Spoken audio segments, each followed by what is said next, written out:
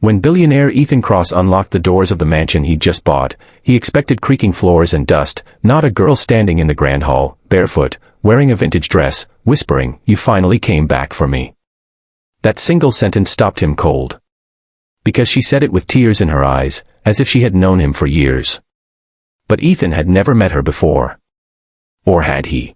Ethan Cross was a self-made billionaire, the kind of man who believed everything could be bought: success, comfort, even love. But deep inside, he carried a silent ache, an emptiness that money could never fill.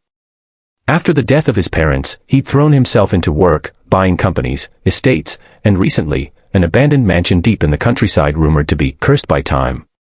He bought it simply because it fascinated him: the stone walls, the history, the loneliness.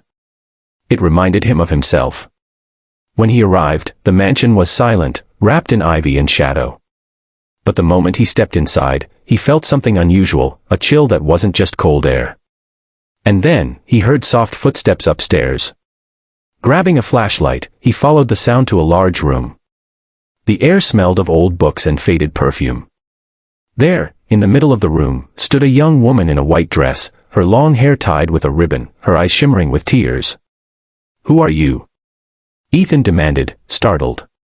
She looked at him, trembling, her voice gentle yet certain. "My name is Ilara. I've been waiting for you, just like you promised." He frowned. "Promised? I don't even know you." She stepped closer, her eyes never leaving his. "You don't remember me now. But you will. You always come back here, every lifetime." Her words echoed through the hollow room like an ancient truth. Ethan's rational mind rejected it, but something in his chest stirred. A faint memory. A melody. A feeling he couldn't explain. Ilara explained that she had been in the mansion all her life, she never aged, never left. The house was her prison and her protector. And every century, a man, with his face, his voice, returned. He would fall in love with her, promise to free her, and die before he could. Ethan thought it was madness, a fairy tale. Yet, when he looked into her eyes, he felt something powerful, a familiarity, an ache that made him believe. Days turned into nights.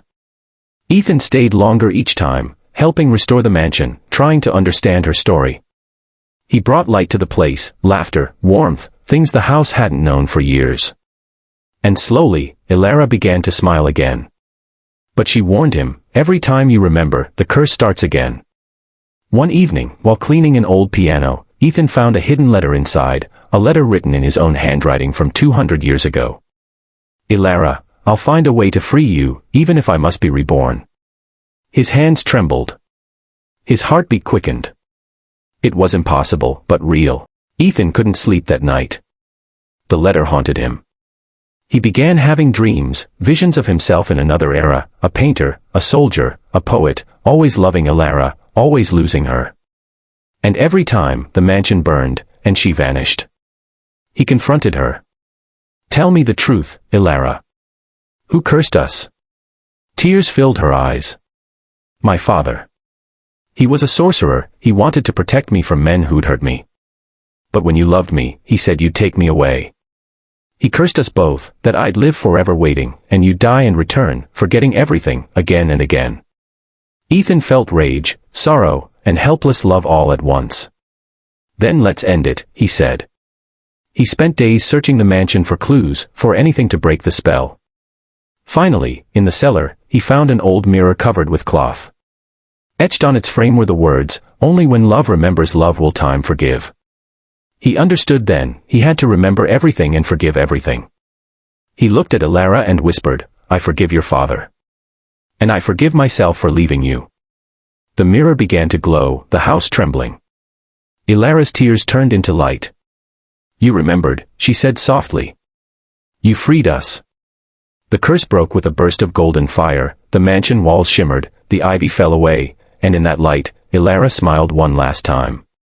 "I'll be waiting for you in the next life, but this time, you won't forget." The next morning, Ethan woke up in the same room, the mansion restored, the sunlight pouring in. Ilara was gone, but her ribbon was still on the piano. He kept it with him always. Years later, he met a woman at a charity gala, her laughter was familiar, her eyes the same deep shade of blue. when she smiled and said, "I feel like I've known you forever." He smiled back and whispered, "Maybe you have."